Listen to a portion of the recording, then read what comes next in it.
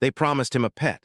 What arrived was a terrified alien vampire woman. Marcus Chen stood at the cargo bay airlock of Station Kepler 442, watching the delivery shuttle's docking clamps engage with a series of metallic thuds that echoed through the empty corridors. He had been alone on this mining station for 8 months now, and the loneliness had finally gotten to him badly enough that he'd spent 3 years' worth of savings on a companion pet from the Galactic Exotic Fauna Exchange. The company's advertisement had promised him a loyal, low-maintenance creature that would be perfect for isolated workers like himself, something to keep him company during the long shifts processing asteroid minerals in the depths of space. The delivery pilot, a bored-looking Centaurian with blue skin and 4 arms, barely glanced at Marcus as he wheeled in the cryopod on a hovering cart. The pod was larger than Marcus had expected, about the size of a coffin, which made him wonder briefly what kind of creature could be inside. Maybe one of those Andromedon flutter cats he'd seen in the catalog, or perhaps a Syrian cloud puppy that the other miners were always talking about in the communication logs. "Sign here," the pilot said, thrusting a datapad toward Marcus with one of his lower arms while the other 3 worked on disconnecting the pod from the cart's power supply. Marcus scrawled his signature across the screen without reading the fine print, too excited to care about the legal details. He had been dreaming about this moment for weeks now, imagining coming back to his quarters after a long shift to find something alive and warm waiting for him, something that would be happy to see him. The pilot left without another word, and Marcus found himself alone in the cargo bay with the humming cryopod. The manual said he should wait for the thawing cycle to complete naturally, but his curiosity got the better of him. He initiated the emergency release sequence, and the pod's lid hissed open with a burst of cold vapor that rolled across the floor like fog. Marcus leaned forward, peering through the mist, expecting to see fur or feathers or scales. What he saw instead made him stumble backward and nearly fall over his own feet. A woman lay curled up inside the pod, or at least something that looked like a woman. Her skin was pale, almost luminescent white like fresh snow, and her body was thin to the point of appearing starved. But it was her face that made Marcus's heart hammer in his chest. She had elongated canine teeth that protruded slightly over her lower lip, pointed ears that swept back from her skull, and eyes that snapped open to reveal irises the color of fresh blood. She wore nothing but a thin gray shift that looked more like a medical gown than clothing, and there was a metal collar around her neck with blinking lights that Marcus didn't recognize. She saw him and immediately scrambled backward in the pod, pressing herself against the far end and making a sound that was half hiss and half whimper. Her hands came up defensively, and Marcus could see that her fingernails were filed down to stubs, as if someone had deliberately removed any natural weapons she might have possessed. She was shaking violently, whether from cold or fear Marcus couldn't tell, and she was saying something in a language that his universal translator couldn't immediately process. Marcus held up his hands in what he hoped was a universal gesture of peace and backed away slowly. His mind was racing, trying to make sense of what he was seeing. This wasn't a pet.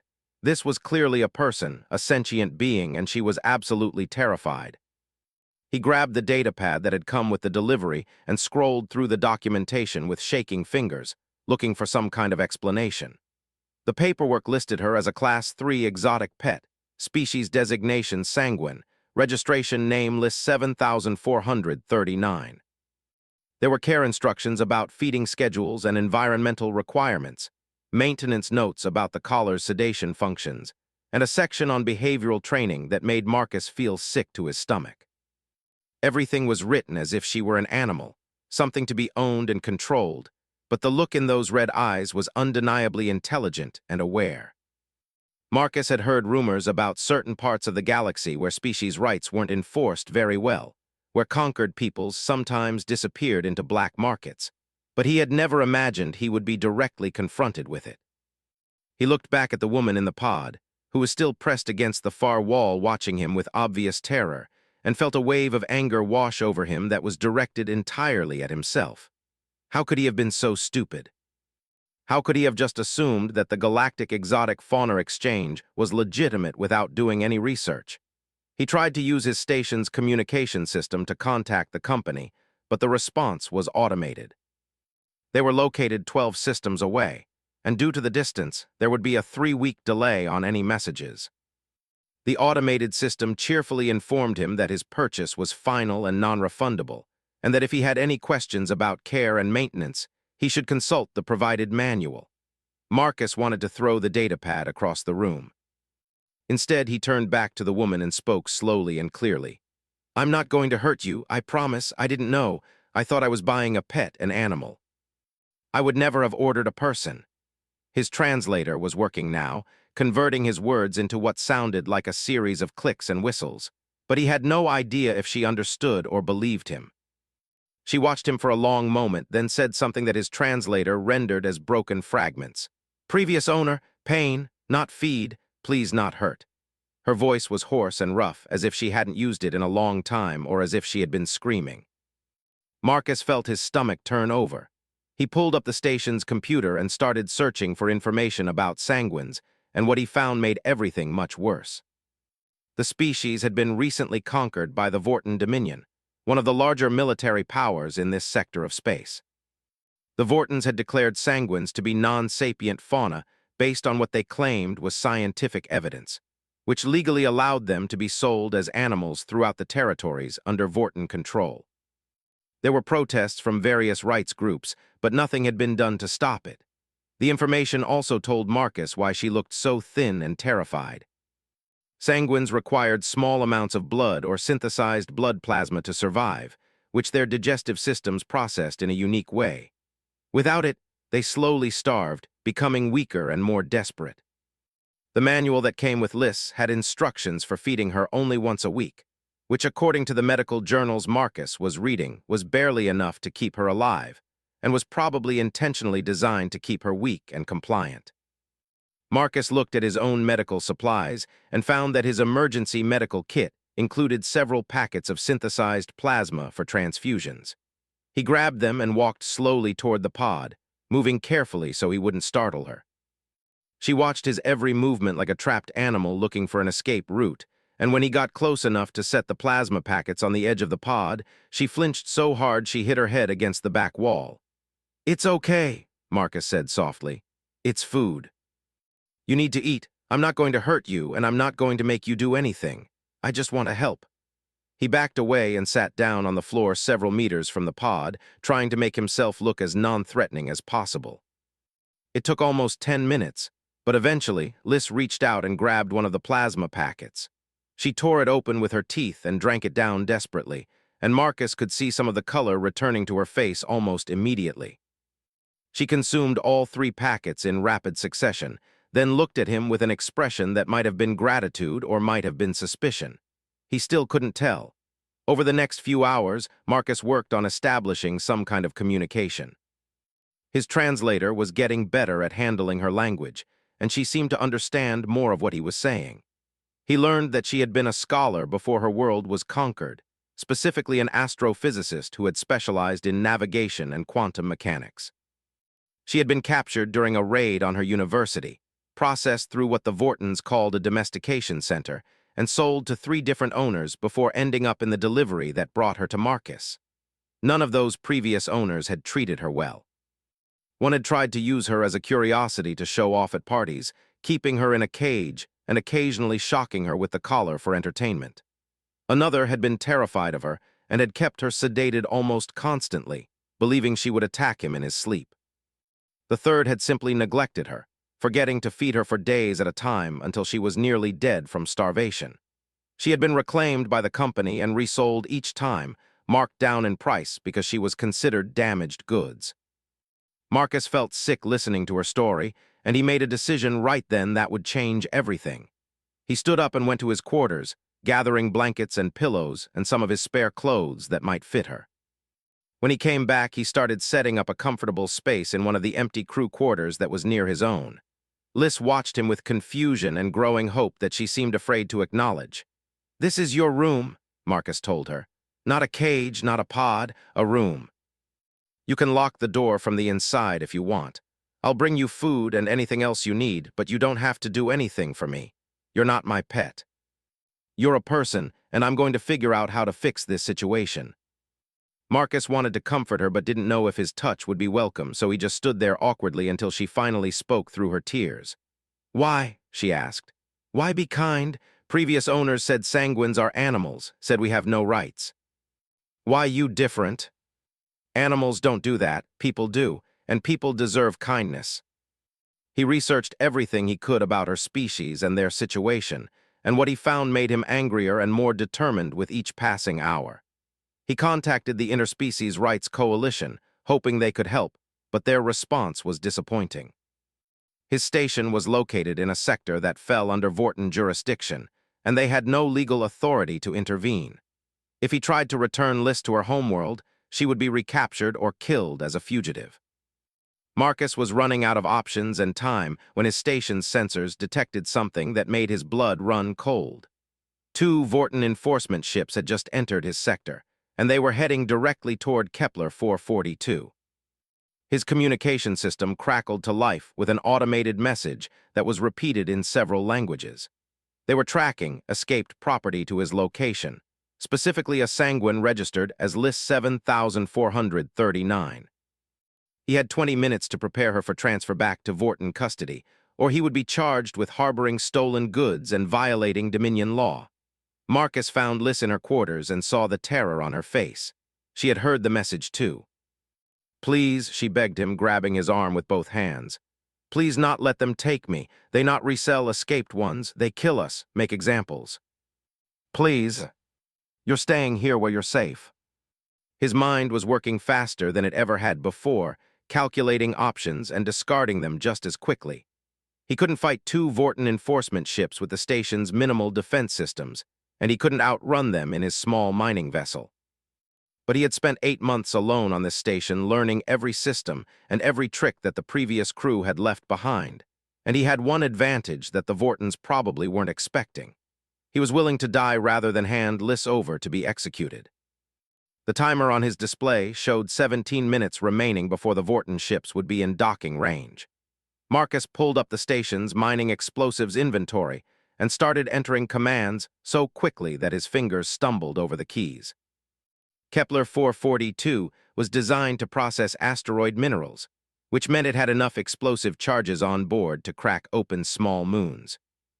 He had never thought he would need to weaponize his own home, but desperate times called for desperate measures that most people would consider insane. Liz watched him work with growing understanding and horror.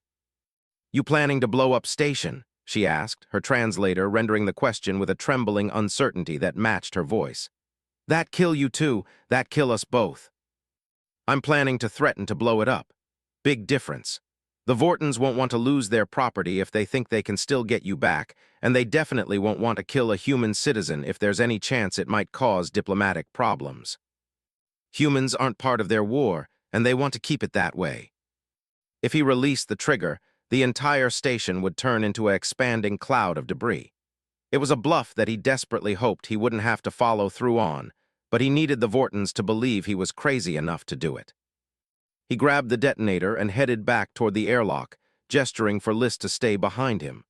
The Vorton ships docked with heavy metallic clangs that shook the entire station. Marcus positioned himself in the main corridor leading from the airlock and activated every camera and communication system he could access. He set them all to broadcast on every frequency he could reach, sending out a live feed to any ship or station within range. If he was going to make a stand, he wanted witnesses. The airlock door opened, and 4 Vorton soldiers stepped through, their armor making them look like walking tanks covered in sharp angles and aggressive design. They were tall creatures with gray skin and too many joints in their arms and legs, and they carried weapons that Marcus recognized as neural disruptors. The leader saw Marcus standing there with the detonator in his hand and stopped, raising one hand to halt his squad. "Human citizen Marcus Chen," the leader said through a translator that made his voice sound mechanical and cold. "You are interfering with Vorton Dominion law enforcement operations. Surrender the escaped property immediately, and you will not be charged with any crimes. Refuse, and you will be detained for harboring stolen goods and obstructing justice. You take one more step toward me or toward Liz, and we all die together. I've broadcast this entire situation to every frequency I can reach. The whole sector is watching right now." So you need to ask yourself if one escaped sanguine is worth killing a human citizen on camera and starting an interstellar incident. Marcus could see the calculations happening behind those alien eyes, weighing the value of recovering one piece of property against the potential consequences of his death. The silence stretched out for what felt like hours, but was probably only seconds. Finally, the leader spoke again. "You are making a serious mistake. The sanguine is classified as non-sapient fauna under Dominion law. She is property, not a person. You cannot claim refugee status for an animal." She's an astrophysicist. She speaks multiple languages. She understands quantum mechanics better than your entire fleet's navigation computers. The only reason you've classified her species as animals is because it's convenient for you to enslave them. Everyone watching this broadcast can see that, and they're going to remember that the Vorten Dominion murders sentient beings and calls it pest control. She was still wearing the thin gray shift and the collar around her neck, and Marcus could see her gathering her courage to speak. "My name is Liz," she said clearly, her voice carrying down the corridor. "I was professor at Celestial Navigation Institute on Sanguis Prime. I had students, I had family, I had life before Vortens came and destroyed everything. We are people, we think and feel and dream. Please, anyone who is listening, please help us. You have made your choice, human. We will return with sufficient force to ensure your compliance. Prepare for the consequences of your actions." The soldiers retreated back through the airlock, and moments later the ships undocked and began moving away from the station. Marcus let out a breath he didn't know he had been holding and carefully set down the detonator on a nearby console. His hands were shaking now that the immediate danger had passed, and he felt Liz touch his shoulder gently. "Thank you," she whispered, "but they come back. They come back with more ships and more guns. What we do then? It's going to be dangerous, and we probably won't make it, but it's better than waiting here for them to come back with a fleet." Marcus began modifying his mining ship for a long-distance journey it was never designed to make, stripping out unnecessary equipment to make room for extra fuel and supplies. Liz proved to be incredibly helpful despite her physical weakness, her understanding of physics allowing her to suggest modifications that Marcus would never have thought of on his own. She recalculated the power distribution systems and figured out how to increase their efficiency by almost 20%, which might make the difference between success and death. During their work together, Marcus learned more about who Liz had been before her capture. She told him about her research into quantum navigation tunnels, theoretical pathways through space that could potentially reduce travel time by factors of 10 or more. No one had ever successfully mapped one because the calculations were so complex that even advanced computers couldn't solve them reliably. There were too many variables, too many quantum states that had to be accounted for simultaneously. But sanguines had natural advantages when it came to processing that kind of information. Something about the way their brains worked that made them exceptional navigators and mathematicians. Marcus asked her why she hadn't tried to escape from her previous owners if she was so smart. Liz showed him the collar around her neck and explained that it wasn't just for show. It monitored her brain activity and delivered painful shocks if she tried to do any complex thinking or planning. The Vortens had designed it specifically to prevent sanguines from using their natural abilities, keeping them docile and dependent. Marcus spent an entire night carefully removing the collar with his engineering tools, and when it finally came off, Liz cried again with relief. On the 7th day, the Vorten fleet arrived early. Marcus's sensors detected 12 ships entering the sector, far more than he had expected. They had brought enough firepower to reduce his entire station to atoms, and they weren't bothering with warnings or negotiations this time. They were simply moving into attack formation, preparing to destroy everything. Marcus and Liz ran for the mining ship, grabbing what supplies they could carry and abandoning everything else. The station shook as the first Vorten weapon struck its shields, and Marcus knew they had minutes at best before the whole structure came apart. He fired up the ship's engines without running through the normal safety checks, and they launched from the docking bay just as a massive explosion tore through the station's reactor core behind them. The Vorten ships immediately gave chase, faster and more maneuverable than Marcus's heavy mining vessel. He pushed the engines to maximum and headed for the only place he thought might give them a chance. There was an unmapped region of space about 3 hours away at full speed, a zone that most ships avoided because it was filled with spatial anomalies and unpredictable gravity wells. Ships that went in rarely came out, and the ones that did often had entire sections of their crews missing or dead. It was suicide to enter that region without detailed maps and careful planning. Liz understood what Marcus was thinking before he even said it. "You won't go through the anomaly zone," she said, not quite a question. "You think they not follow us there? We need someone who can calculate a safe path through impossible mathematics while everything around us is trying to kill us." He looked at her directly. "Can you do it?" Without the caller suppressing her thoughts, she seemed different, more present and alive. Finally, she nodded. "I can try. I need access to all sensor data and navigation controls. And Marcus, you need know, even if I calculate perfectly, the chances we survive are maybe 30% at best. 30% is better than 0%, which is what we've got if we stay out here." He transferred all the ship's navigational control to her station and focused on keeping the engines running as the Vorton ships closed the distance behind them. They entered the anomaly zone with the Vorton fleet right behind them, and immediately everything went wrong. The ship's instruments started showing impossible readings as space itself seemed to twist and bend around them. Marcus could see things out the viewport that his brain couldn't properly process. Stars that were in two places at once, empty space that seemed to have depth and texture. One of the pursuing Vorton ships hit an invisible gravity well and was crushed into a tiny point of light before winking out of existence completely. Liz was working faster than Marcus had ever seen anyone work, her fingers flying across the controls while her eyes tracked data streams that scrolled past too quickly for him to read. She was calling out course corrections in rapid succession, and Marcus followed them without question even when they seemed to take them directly toward danger. A rogue black hole appeared on their sensors, and Liz guided them into a slingshot trajectory around it that accelerated them beyond what the engines could normally achieve. 3 more Vorton ships weren't as lucky and were pulled past the event horizon, gone forever. The remaining Vorton vessels broke off pursuit, unwilling to follow them deeper into the anomaly zone.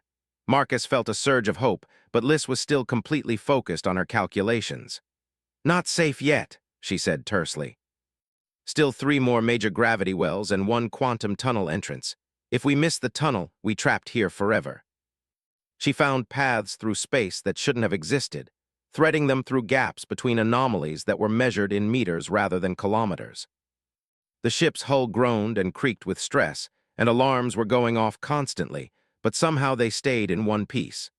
Finally, Liz guided them into what looked like a tier in space itself, a shimmering opening that made Marcus's eyes hurt to look at directly. The ship lurched violently as they entered the quantum tunnel, and for a brief moment, Marcus felt like he was in 2 places at once, like he could see both where they had been and where they were going simultaneously. Then everything snapped back to normal, and they emerged into empty space that looked blessedly ordinary. Marcus checked their position and felt his heart leap. They had traveled almost 3 weeks' worth of distance in a matter of seconds. They were now deep in coalition territory, far beyond Vorton jurisdiction. He looked over at Liz and saw that she had collapsed in her chair, exhausted but smiling. "We made it," she whispered. "We actually made it." The station authorities were initially confused about what to do with them, but Marcus insisted on speaking with someone from the Interspecies Rights Coalition. When Liz told her story and showed them the evidence of Vorton classification laws, the bureaucrats suddenly became very interested indeed. Within days, Liz's testimony had sparked an interstellar incident. News organizations from a dozen different species picked up the story, and other survivors of Vorton conquest began coming forward with similar stories. It turned out that the Sanguines weren't the only species the Vortons had reclassified as non-sapient to justify enslavement. The coalition began formal legal proceedings, and while Marcus knew that justice moved slowly in galactic politics, at least something was finally being done. Marcus himself became something of an unwilling celebrity, which he hated. Reporters kept calling him a hero, but he insisted to anyone who would listen that he had just done what any decent person would do. Most people seemed to think he was being modest, but Liz understood what he really meant. The fact that his actions were considered extraordinary said something sad about the galaxy they lived in. The coalition granted Liss political asylum and began working to locate and free other sanguines who had been sold into slavery. Liss chose to stay near Marcus during the legal proceedings, partly because she needed to testify, but partly because she had come to trust him in a way that she couldn't trust most other people yet. They rented a small apartment together on Haven's Gate, and Marcus found work as a consultant while Liss began the slow process of rebuilding her life. One evening, several months after their escape, Liss showed Marcus something she had been working on in secret. She had created detailed maps of several quantum tunnels near Coalition space, calculations that would allow ships to travel safely through regions that were previously considered too dangerous to navigate. The potential economic and strategic value was enormous, and she wanted to publish it freely so that everyone could benefit. Marcus helped her apply to several human universities that were interested in her research. To his delight, 3 of them offered her positions as a research professor, eager to work with someone who had such a unique understanding of quantum mechanics. Liss accepted a position at the Proxima Institute, a prestigious school that specialized in advanced physics and had a reputation for treating all species with respect regardless of their origins. On the day before she was supposed to leave for her new position, Liss asked Marcus the question that had been hanging between them since their escape. "Why you risk everything for me? You could have given me to Vortons and been safe, could have minded your own business. Why you choose to help instead? People deserve to have their choices respected, even when it's inconvenient or dangerous. Especially then, actually. I think humans are very strange species. You capable of great cruelty, yes, but also great kindness. Sometimes difference between the two is just one person deciding to care when it would be easier not to. You decided to care about me when no one else did. That saved my life, but more than that, it made me remember I was worth saving." She sent him updates about her research and her students, and he told her about his new job helping to design safer mining stations throughout Coalition space. They had both found ways to move forward with their lives, but neither of them forgot the time they had spent running through impossible space together, trusting each other with everything they had. Years later, when journalists asked Liss about her experience and her unlikely friendship with a human mining engineer, she always gave the same answer. She said that Marcus Chen had taught her something important about sapience itself, about how the capacity to choose compassion over convenience was perhaps the defining characteristic of truly civilized beings. She said that she hoped more people, human and otherwise, would learn to make that choice when it mattered most. And Marcus, whenever he was asked about it, simply said that he had done what anyone should do when someone asks for help. The fact that it seemed remarkable to so many people just meant they all had more work to do in making the galaxy a better place. But at least they had made a start, one rescued person and one mining engineer at a time. 3 years had passed since Marcus and Liss made their desperate escape through the anomaly zone, and the galaxy had changed in ways that neither of them could have predicted when they first met. The legal proceedings against the Vorton Dominion had moved forward slowly but steadily, and the coalition had managed to free over 2,000 sanguines from various forms of captivity. Most of them were being rehabilitated on a protected world called New Sanguis, a colony established specifically for refugees who had nowhere else to go. Liss visited there occasionally to help with education programs, teaching young sanguines the history and science that had been stolen from them during their captivity. Marcus had settled into his new life working for the Coalition's Station Safety Administration, designing improved systems for deep space facilities that would prevent the kind of isolation and vulnerability he had experienced on Kepler. His work took him all over Coalition space, inspecting stations and consulting with engineers from dozens of different species. He had learned to speak 3 new languages and had developed a reputation as someone who genuinely cared about the people who would be living in the structures he helped design. But despite his busy schedule and the satisfaction he found in his work, there was always a part of him that felt restless and incomplete. Liss had thrived at the Proxima Institute, becoming one of their most celebrated researchers and earning tenure faster than almost anyone in the university's history. Her work on quantum navigation had revolutionized space travel in ways that were still being discovered, and she had trained a new generation of navigators who could safely guide ships through regions that had previously been considered impassable. She had also become an advocate for species rights, speaking at conferences and working with coalition legislators to strengthen protections for conquered peoples. Her life was full and meaningful, but she often found herself thinking about the small apartment she had shared with Marcus on Haven's Gate and the simple comfort of having someone nearby who understood what she had been through. They still talked regularly through video calls, but the conversations had become shorter and less frequent as their lives pulled them in different directions. Marcus could see that Lys was happy and successful, which made him glad, but he also missed the easy companionship they had developed during those months of recovery and testimony. He told himself it was natural for people to drift apart as they moved forward with their lives, but knowing that didn't make it feel any less lonely. Everything changed on a Tuesday morning when Marcus received an urgent message from the Coalition Security Council. They needed him to come to their headquarters on Orbital Prime immediately for a classified briefing. The message didn't explain what it was about, but the priority code indicated it was a matter of significant importance.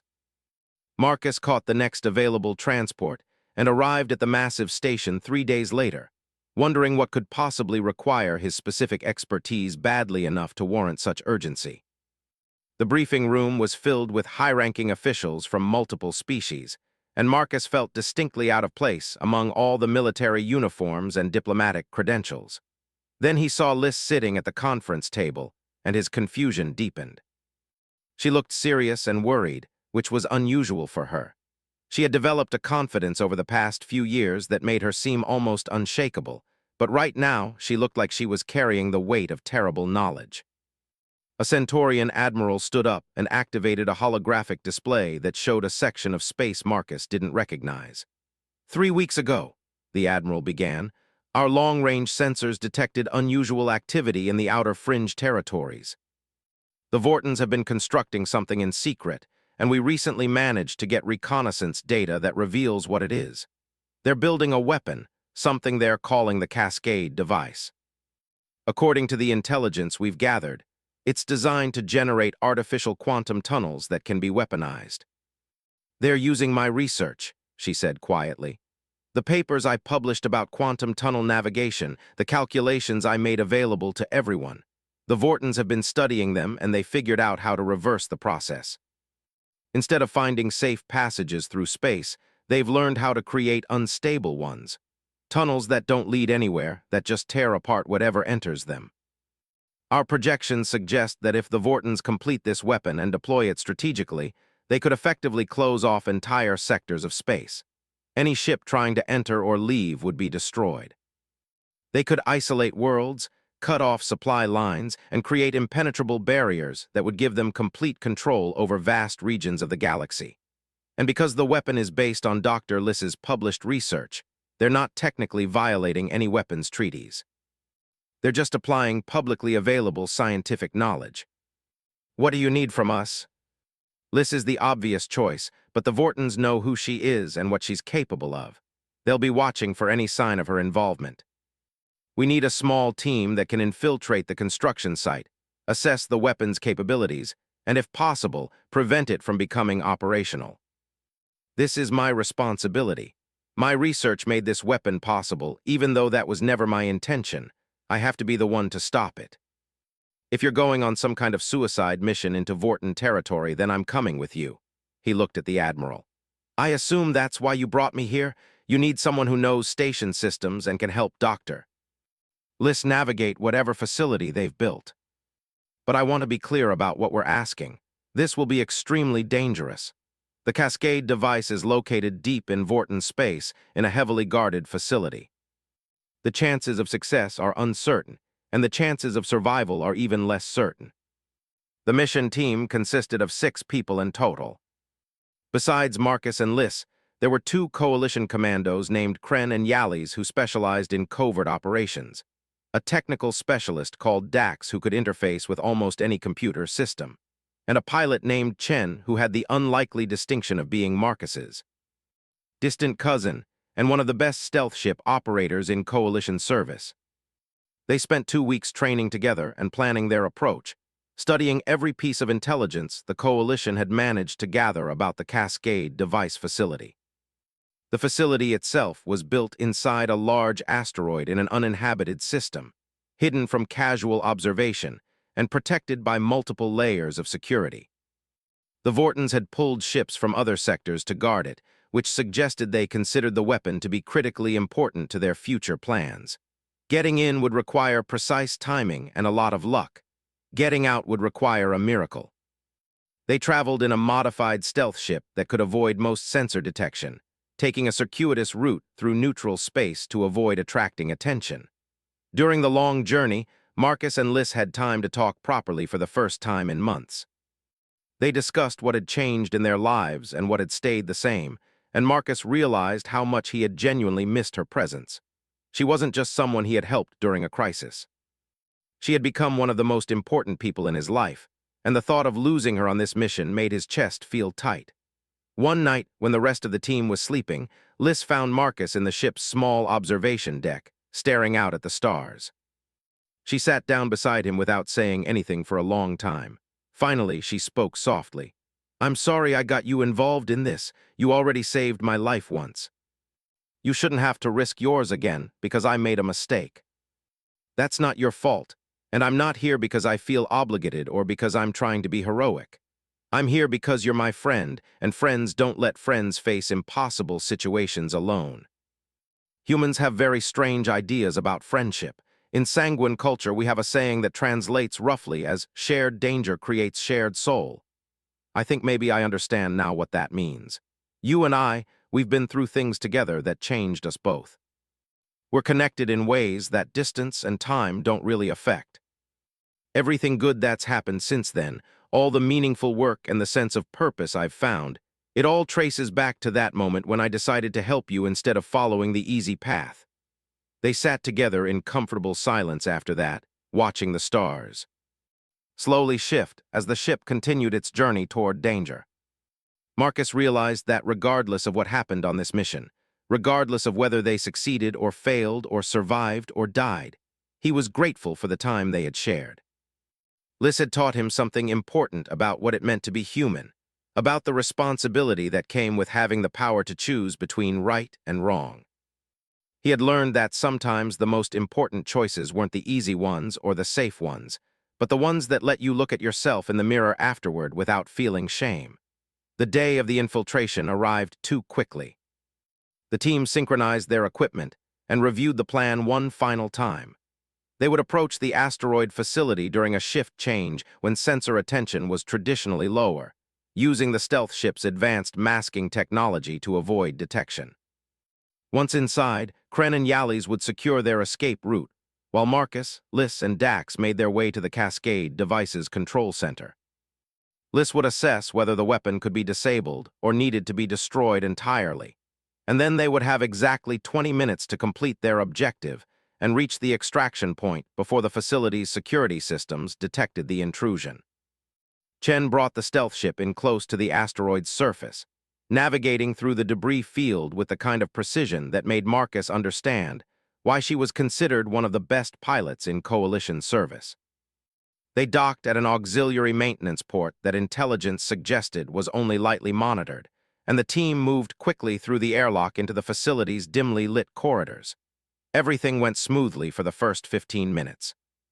They encountered only automated systems and a few maintenance robots that Dax was able to bypass without triggering any alarms. Marcus started to feel a cautious optimism that maybe, just maybe, they would be able to complete the mission without incident. That optimism died when they reached the main corridor leading to the control center and found it completely blocked by a security barrier that wasn't supposed to be there. Dax examined the barrier with growing concern. "This is new. This wasn't in any of our intelligence reports. It's a quantum lock, which means it's keyed to specific biological signatures. Only authorized Vorton personnel can pass through." He looked at Liz with sudden understanding. "They've been expecting you. They knew you would come. We've got multiple ships inbound to your position. They're locking down the entire facility. Whatever you're going to do, you need to do it now." She pulled out a small device from her equipment pack, something Marcus didn't recognize. "I built this as a backup plan," she said. "It's essentially a portable quantum tunnel generator. I can use it to bypass the security barrier, but the power drain will alert every sensor in the facility to our exact location. And it's only good for one use, which means we won't be able to use it to get back out. That's suicide. If we can't get back out the way we came in, we're trapped in here with an entire Vorten military force closing in on us." After everything they had been through together, after all the risks they had already taken, was she asking too much to expect him to follow her into what might be certain death? Marcus thought about the person he had been 3 years ago, lonely and isolated on Kepler, going through the motions of existence without ever really living. He thought about who he had become since then, someone who understood that meaning came from the choices you made when it actually cost you something. He reached out and squeezed Lys's shoulder gently. "Do it," he said. "We came here to stop that weapon, and that's what we're going to do. Whatever happens after that, we'll figure it out together like we always do." They passed through the security barrier like it wasn't even there, but he could hear alarms intensifying throughout the facility. They were committed now. There was no turning back. The control center for the Cascade device was larger than Marcus had expected.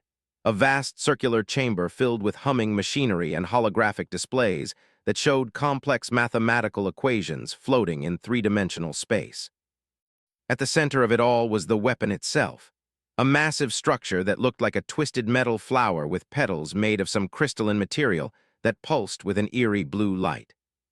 Marcus could feel the air around it vibrating with energy, and his engineering instincts told him that this thing was already partially active, already tearing small holes in the fabric of space even before it was fully operational. Lys moved toward the central console with practiced efficiency, her fingers flying over the controls as she pulled up the weapon's core programming. Marcus watched her face change from focused concentration to horrified realization as she read through the data streaming across the screens. "This is worse than we thought," she said, her voice tight with stress. "They're not just planning to use this to control space lanes. They figured out how to make the quantum tunnels propagate exponentially.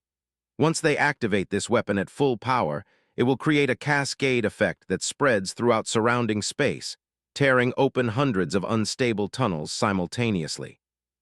Entire star systems could become inaccessible or be torn apart by gravitational anomalies. Some kind of adaptive defense system that responds to intrusion attempts by accelerating the activation sequence. If I try to force a shutdown, it might just trigger the weapon to fire immediately." The Vorten security forces were converging on their position, and they had minutes at best before they would be completely surrounded. He looked around the chamber, his mind working through the problem with the same methodical approach he used when designing station systems.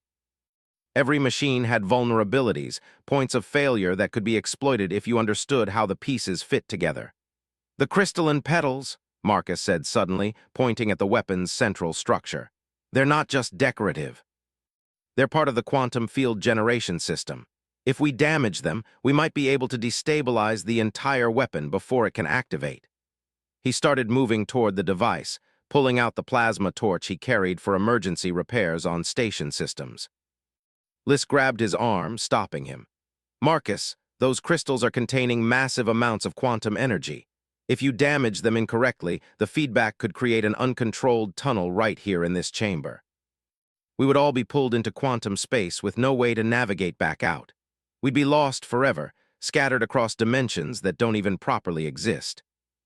She trusted him to make the right decision even in circumstances like this when there were no good options, only terrible ones and slightly less terrible ones. "Can you calculate which crystal to target? Which one would cause the whole system to collapse safely instead of catastrophically?" Her fingers moved across the controls like she was playing some impossibly complex musical instrument, and the equations floating in the air around her shifted and reformed as she worked through thousands of variables simultaneously. Marcus had seen her do similar things before, but never under this kind of pressure, never with armed soldiers about to burst through the door at any second. Kren and Yallies had positioned themselves at the control center's entrance, setting up a defensive barrier that would buy them a few extra minutes when the Vortens arrived. Chen's voice came through the communication device again, sounding strained. I've got 15 Vorton ships surrounding the facility now, and more arriving every minute. Even if you complete the mission, I don't see how I'm getting you out of there. They've got the entire asteroid locked down. One impossible challenge at a time. He focused on Liz, watching her work through the calculations with a combination of brilliance and desperation. She had come so far from the terrified woman he had found in that cryopod, but he could see that she was still carrying the weight of everything she had endured. She blamed herself for the weapon's existence, for the fact that her research had been twisted into something destructive. Marcus understood that guilt because he had felt similar emotions himself, the knowledge that good intentions didn't always lead to good outcomes. "Got it," Liz said finally, highlighting one specific crystal petal in the holographic display. "That one, the third from the left on the lower ring. If you cut through it at a 45-degree angle starting from the base, it should cause a cascading failure in the quantum containment field. The weapon will tear itself apart from the inside, but the energy release should be controlled enough that it won't create an unstable tunnel. Probably."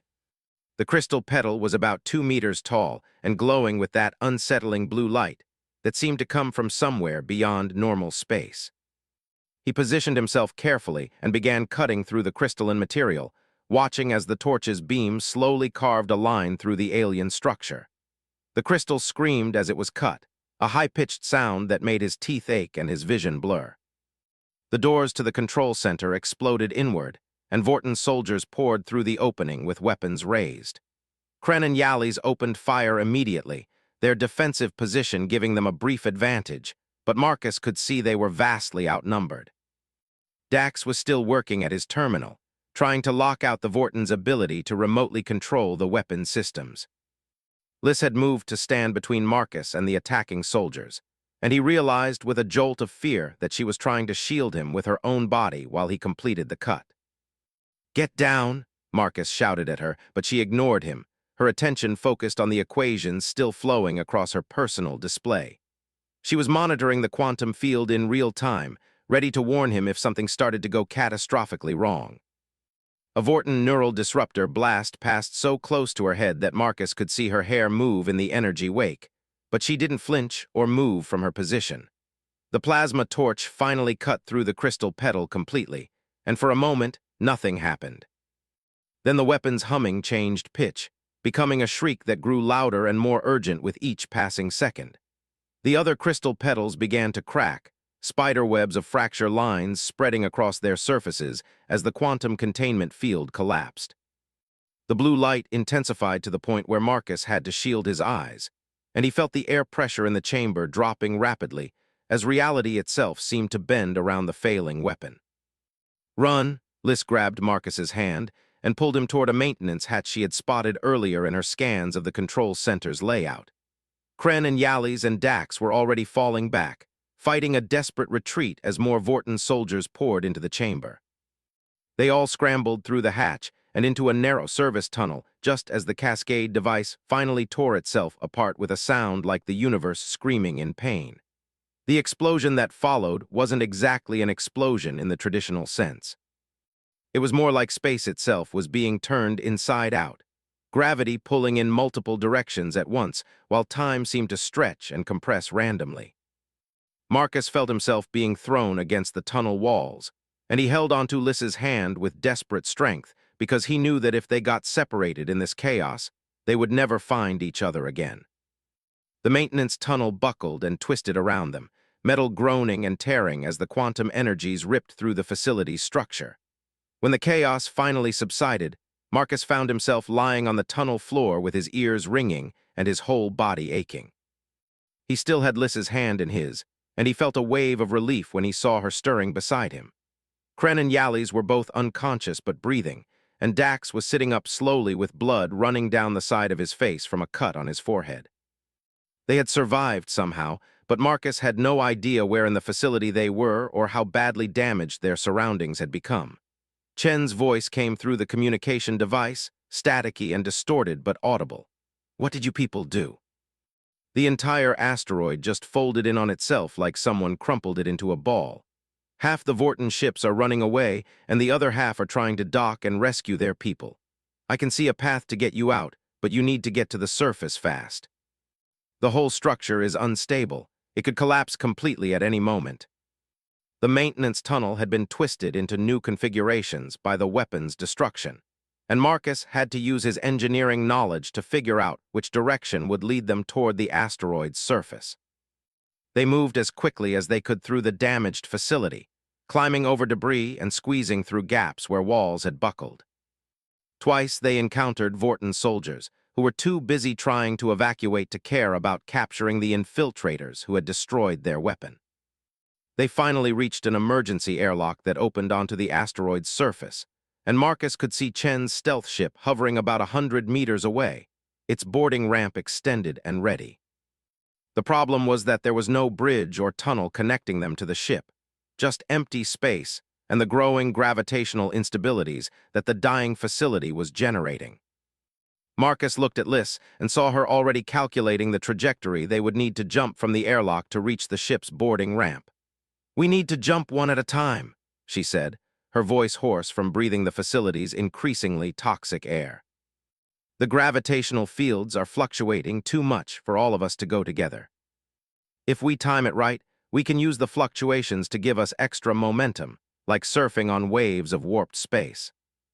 Kren and Yalli's went next, both of them making it across despite their injuries.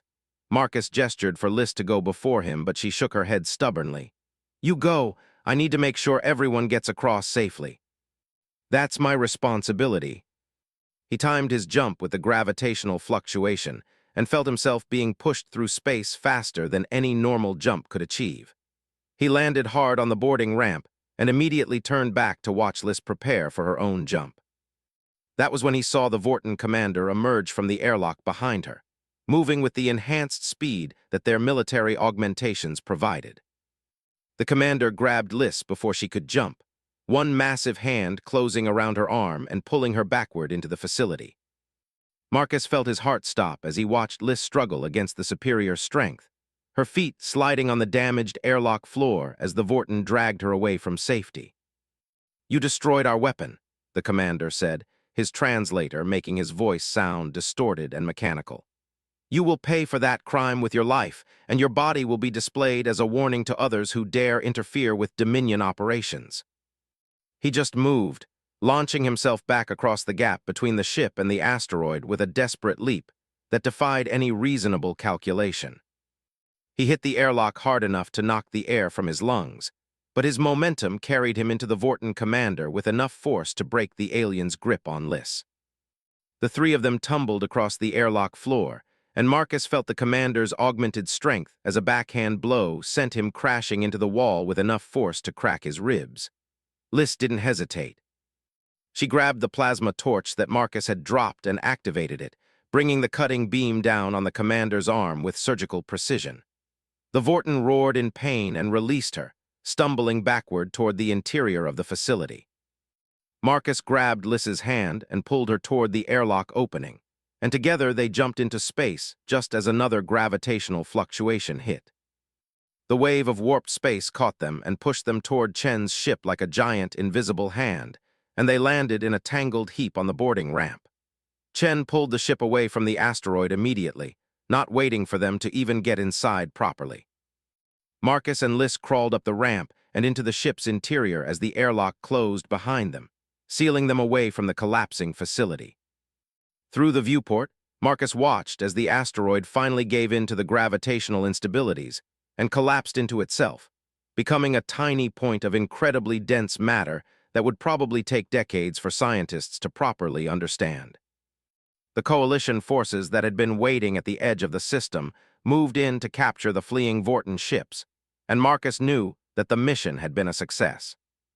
The Cascade device was destroyed, the Vortons had suffered a major setback, and most importantly, everyone on his team had survived against impossible odds. He should have felt triumphant or at least relieved, but all he could feel was exhausted and shaky as the adrenaline drained from his system. Liz sat beside him on the ship's floor, her hand still holding his like neither of them was quite ready to let go yet. "You came back for me," she said quietly. "You were safe on the ship and you came back into danger to save me. Besides, I wasn't going to let some Vorton commander ruin our perfect escape record." We've got a reputation to maintain. Always making jokes when they should be taking things seriously. I think maybe that's your species' real superpower. The ability to find humor even when everything is terrible. The mission had been successful, but it had also made them both realize how much they valued their partnership and how difficult it had been to maintain their friendship across the distances that their careers had created. They talked about the possibility of working together more formally, combining Marcus's engineering expertise with Liss's theoretical knowledge to create new technologies that couldn't be weaponized, that would only make life better for the people throughout the galaxy. When they finally arrived back at Coalition headquarters, they were greeted as heroes once again, but this time neither of them felt as uncomfortable with the attention. They had earned it through genuine sacrifice and courage, and more importantly, they had learned something valuable about themselves and each other. They had learned that the bonds forged through shared struggle were stronger than any distance or time could diminish, and that sometimes the most important thing you could do was simply refuse to abandon the people who mattered to you, even when abandoning them would be easier, or safer or more convenient. Marcus stood beside Liss at the debriefing session, listening to the Coalition officials discuss the political ramifications of the mission and the ongoing legal proceedings against the Vorten Dominion. He thought about how different his life was now compared to 3 years ago, how that lonely mining engineer on Station Kepler had become someone who mattered, someone who made a difference. And he knew that all of it, every good thing that had happened since that day, traced back to one simple choice he had made when a terrified woman had asked him not to hurt her. Sometimes, Marcus thought, the whole course of a life could turn on moments that seemed small at the time, but contained infinite possibilities within them. Sometimes the difference between a wasted existence and a meaningful one was just the willingness to see another person's suffering and choose to care about it, even when caring was inconvenient or dangerous or costly. And sometimes the greatest adventures didn't start with grand plans or noble intentions, but with simple human decency and the refusal to look away from injustice when you had the power to do something about it.